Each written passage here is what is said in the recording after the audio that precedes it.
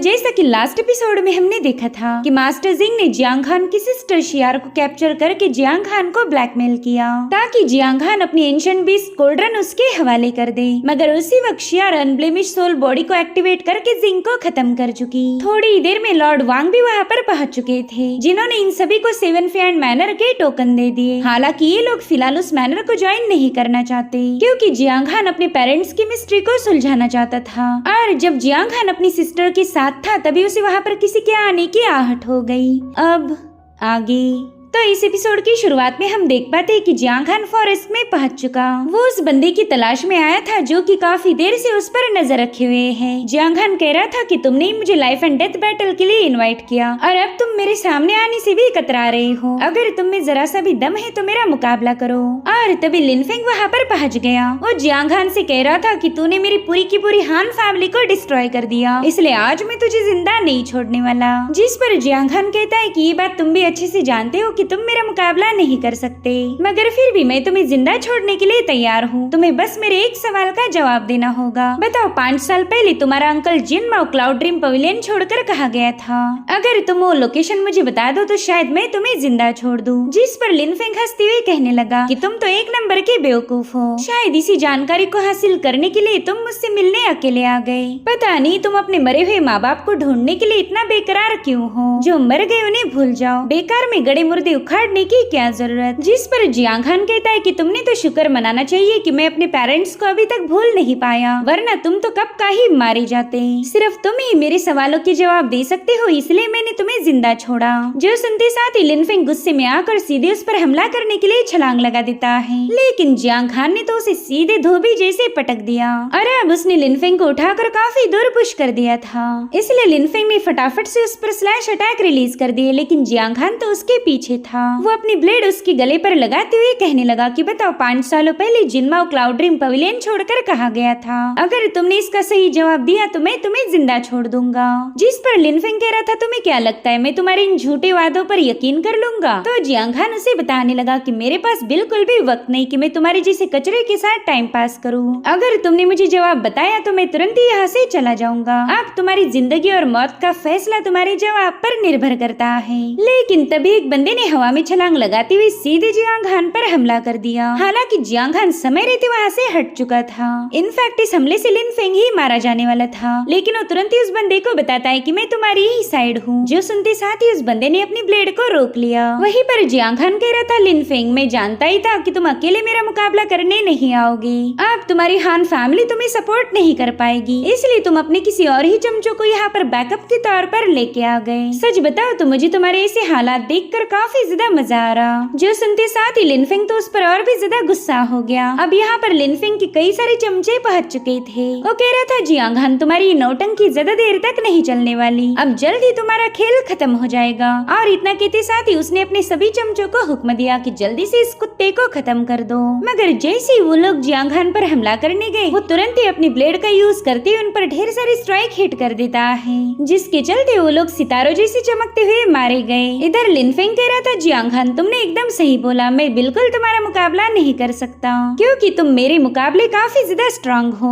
तो अब तुम ही बताओ क्या मैं बिना तैयारी के तुम्हारे सामने आता? ना, मैं ऐसी गलती नहीं करने वाला। इस बार तो मैं फुल टू तैयारी के साथ आया हूँ। जिस पर जियांग खान कह रहा था कि मैं जानता हूँ तुम अपने साथ ढेर सारे लूजर्स लाए होंगे, उन्हें मारने में बस एक ही दिक्कत है, उनकी खून की वजह से मेरी ब्लेड बार बार खराब हो जाती। और अब जियांग खान लिनफेंग पर हमला करने के लिए तुरंत ही रवाना हो गया, लेकिन उसी वक्त उसके सामने एक मास्क पहना हुआ बंदा आ जाता है। उसने जियांग खान को खत्म करने के लिए तुरंत ही उस पर अपने एरोज से हमला कर दिया, जो कि ट्रिपल एरोज में कन्वर्ट होकर सीधे जियांग खान की तरफ आगे बढ़ रहे थे। यहाँ पर वो बड़ी ही तेजी के साथ उन एरोज को डॉच कर चुका, मगर तभी लिनफेंग उस पर एक एक्सप्लोजिव से अटैक कर देता है। वो जियांग खान से कह रहा था मेरे भाई अब तुम सेफली हेल में पहुंच जाओगे। अब उस एक्सप्लोजिव की वजह से वहाँ पर ढेर सारे ब्लास्ट हो रहे थे, जिन्हें देखते साथ ही लिनफेंग जोर जोर से हंसने लगा। वो कह रहा था कि भले ही जियांग हान के पास हेवन डिफाइंग एबिलिटीज थी, मगर फिर भी मैंने उसे पटाखे जैसा उड़ा दिया। तभी उसके साथ जो मास्क वाला बंदा था वो लिन फेंग को बताने लगा कि मेरे ख्याल से जियांग हान अभी भी मरा नहीं। अब ये सुनकर लिन फेंग को भी टेंशन आ गया।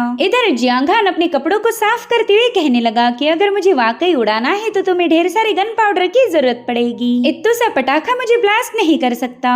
इसलिए लिन फेंग और वो मास्क वाला बंदा तुरंत ही वहाँ से दफा हो गए, क्योंकि उन्हें पता था कि जियांग हान को हराना इतना आसान नहीं। उनके वहाँ से जाने के बाद हम देख पाते हैं कि जियांग हान उस एक्सप्लोजिव की वजह से बुरी तरह से घायल हो गया था, मगर फिर भी वो अपनी कमजोरी अपने दुश्मन के सामने रिवील नहीं करता।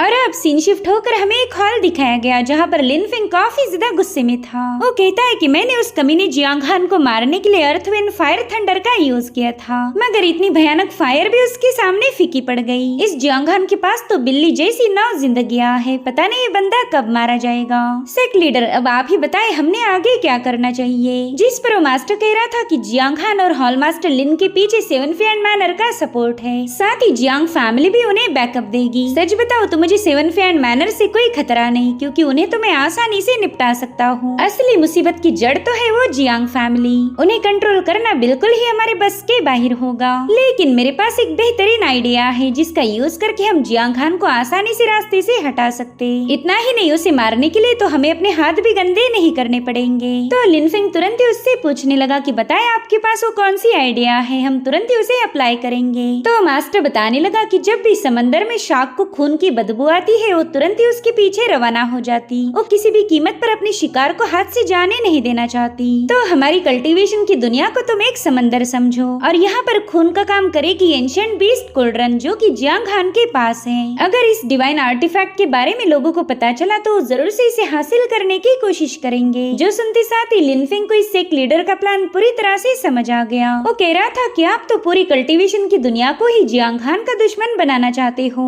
ये लोग हमारे लिए किसी सोड जैसा काम करेंगे जो कि जियांग हान को खत्म कर देगी। जिस पर मास्टर कह रहा था एग्जैक्टली यही मेरा प्लान है। उस जियांग हान और हॉल मास्टर लिन ने मिलकर मेरे भाई की पूरी फैमिली को डिस्ट्रॉय कर दिया, इसलिए मैं भी उन्हें मिटाना चाहता हूँ ताकि मेरे भाई की आत्मा को शांति मिल जाए। जब तक ये लोग मारे नहीं जाते तब तक मुझे सुकून नहीं मिलने वाला। और अब ये सीन यहीं पर कट होकर हमें डार्क सिटी दिखाई गई जहाँ पर लांग भी अपनी सीनियर के साथ पहुंच चुका था। उसने देखा कि कई सारे कल्टीवेटर नोटिस बोर्ड पर लगे हुए पोस्टर को पढ़ रहे हैं, तो लांग भी तुरंत ही वहाँ पर पहुंच गया। वेल, उस पर नोटिस लिखी गई थी कि क्लाउड ड्रीम पवेलियन में एक ऐसा मास्टर है जिसके पास है एंशिएंट बीस्ट कोल्ड्रन। इस डिवाइन आर्टिफैक्ट की मदद से वो जल्द ही तीनों रेल्म पर राज करेगा। अब यहाँ पर लांग कंफ्यूज था कि ऐसी नोटिस क्यों लगाई गई। तभी एक कल्टीवेटर उसे समझाने लगा कि क्लाउड ड्रीम पवेलियन के एक मास्टर के पास है डिवाइन आर्टिफैक्ट जिसकी मदद से वो मास्टर तीनों रेल्म पर अपना डोमिनेंस साबित कर सकता है। और अब यहाँ पर लांग के दिमाग की बत्ती जल गई। वो सोचता है कि शायद यहाँ पर मेरे भाई जियांग हान को टारगेट किया जा रहा। अगर सबको पता चल गया कि उसके पास एक डिवाइन आर्टिफैक्ट है तो ये सभी लोग उसके दुश्मन बन जाएंगे, और अगर ऐसा हुआ तो मेरा भाई जियांग हान बहुत बड़ी मुसीबत में फंस सकता है। इसलिए वो तुरंत ही वहाँ से पोस्टर हटाकर सीधे जियांग हान की तरफ रवाना हो गया। उसी मार्केट में हम लिन फेंग को देख पाते हैं जो कि ये सब देखकर काफी ज्यादा खुश था। वो कह रहा था जियांग हान बस कुछ ही दिनों में पूरी दुनिया तुम्हारी दुश्मन बन जाएगी, अब तो तुम्हारे अच्छे दिन गुजर गए। वहीं पर हम एक मिस्टीरियस बंदी को देख पाते हैं जो कि अज़ुर रोप पैलेस में पहुंच चुकी थी। अभी कौन है इसके बारे में हमें फिलहाल तो कोई जानकारी नहीं दी गई। इधर जियांग हान ने टियानियों की पट्टियां खोल दी थी जिसके चलते वो बंदी काफी ज्यादा खुश हो गई और जियांग हान की तारीफें करते हुए कहने लगी कि तुम्हारी हीलिंग एबिलिटीज तो गजब की है, तुमने मेरी सारी इंजरीज को बड़ी आसानी के साथ हील कर दिया। अब तो मुझे बहुत ही बेटर फील हो रहा है, साथ ही मेरी स्किन भी हद से ज्यादा ग्लो कर रही। अब तो बस मुझे मेरे लिए एक पार्टनर ढूंढने की जरूरत है, मगर पता नहीं मेरे जैसा क्यूट सा पिग मुझे कहाँ मिलेगा। तभी जियांग हान कहता है टियानियो तुमने थोड़ा सा धीरे से बात करनी चाहिए वरना शियार को डिस्टर्ब हो जाएगा।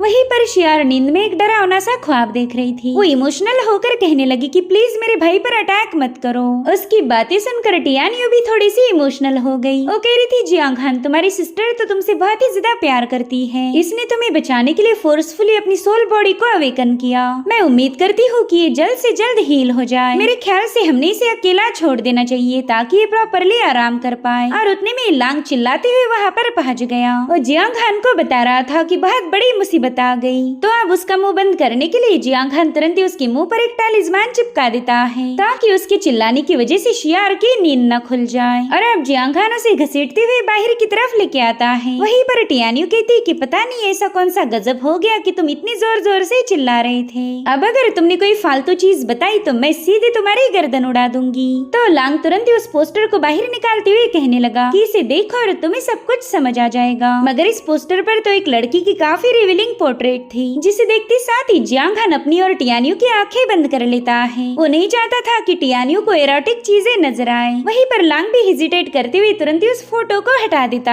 है। ओके ताई, माफ करना भाई, मैंने गलती से गलत पोस्टर उठा लिया था। जिसके बाद लांग ने असली वाली नोटिस बाहर निकाल ली। जियांग हान देखता है कि इस नोटिस में हेवनली बीस्ट कोल्ड्रन का जिक्र किया गया। साथ ही इसमें ये लिखा गया था कि हॉलमास्टर लिन ने इस बंदे को छुपा के रखा है, मगर अब जल्दी ये बंदा पूरी दुनिया पर राज करेगा। इस डिवाइन आर्टिफैक्ट की मदद से तीनों realm पर हुकूमत करना इसके लिए काफी ज्यादा आसान है। टियान्यू तो इसे पढ़ते ही काफी ज्यादा पैनिक हो गई। वो कहने लगी कि भले इसमें तुम्हारा नाम लिखा नहीं गया, मगर ये नोटिस तुम्हारे लिए ही छपवाई गई है। इसलिए जियांग हान तुरंत ही लांग से पूछने लगा कि बताओ ये पोस्टर तुम्हें कहाँ से मिला। जिस पर लांग बताने लगा कि डार्क सिटी के हर एक कोने कोने पर इसे लगाया गया है। तुम तो अपनी डिवाइन कोल्ड्रन की वजह से पूरी तरह से फेमस हो गए। खैर ये तो अच्छा हुआ कि उस पोस्टर में तुम्हारा नाम मेंशन नहीं किया गया, वरना तो हमारे मसले और ज्यादा बढ़ जाते। सभी कल्टीवेटर्स बस इसी डिवाइन आर्टिफैक्ट के बारे में डिस्कस कर रहे। उन्हें अच्छे से पता है कि अगर ये कोल्ड्रन उनके हाथ लग गई तो इस पूरी दुनिया पर राज करेंगे। भाई अब तो मुझे बिल्कुल ऐसा नहीं लगता कि हमारा यहाँ पर रुकना सेफ होगा।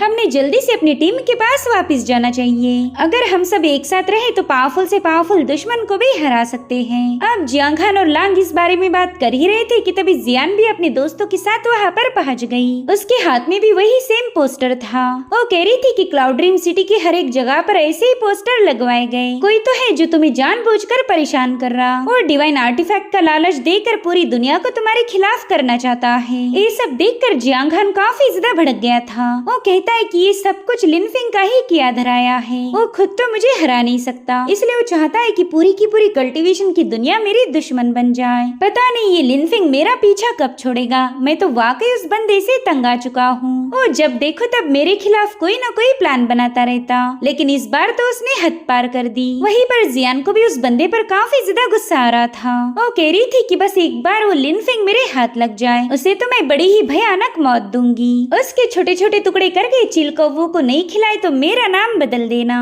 मगर इसके लिए हमें पहला उस लिनफिंग को ढूंढना पड़ेगा। और हान फैमिली के डिस्ट्रक्शन के बाद तो बंदा पूरी तरह से अंडरग्राउंड हो गया। मेरे ख्याल से हमें उसे ढूंढने के लिए काफी ज्यादा मेहनत करनी पड़ेगी। अगर हम अलग अलग होकर उसे ढूंढे तो शायद ये काम आसान हो जाएगा। तभी जियांग हान उन्हें बताने लगा कि लिनफिंग के साथ एक मास्क वाला बंदा था। क्या स्काई फॉक्स माउंटेन की रेंज में ऐसा कोई सेक्ट है जहाँ के लोग मास्क पहनते हो? अब इसके बारे में जियान को तो कोई आइडिया नहीं थी। वो कहती ना, मुझे तो ऐसे किसी सेक्ट के बारे में नहीं पता। मगर तभी लांग बताने लगा कि हाँ, मैं इस सेक्ट के बारे में जानता हूँ। मेरे भाई, क्या तुम्हें पता नहीं, मेरे पास सभी लोगों की इन्फॉर्मेशन है। दरअसल उस सेक्ट को लाइफ एंड डेथ गेट कहा जाता है। एक बार मैंने उनकी सेक्ट लीडर को भी देखा था। वो बंदा हमेशा मास्क पहन के रहता, मगर उसकी असली पहचान के बारे में मेरे पास कोई इन्फॉर्मेशन नहीं। अगर हमें उसके बारे में जानना है तो हमने लाइफ एंड डेथ गेट को विजिट करना चाहिए। तो इस तरह से इन लोगों को लिनफिंग का एक ट्रेस मिल गया। उस बंदे को खत्म करने के बाद ही शायद जियांग हान को सुकून मिले। और इसी के साथ एपिसोड यहीं पर एंड हो जाता है। Thank you so much for watching. Bye bye, take care.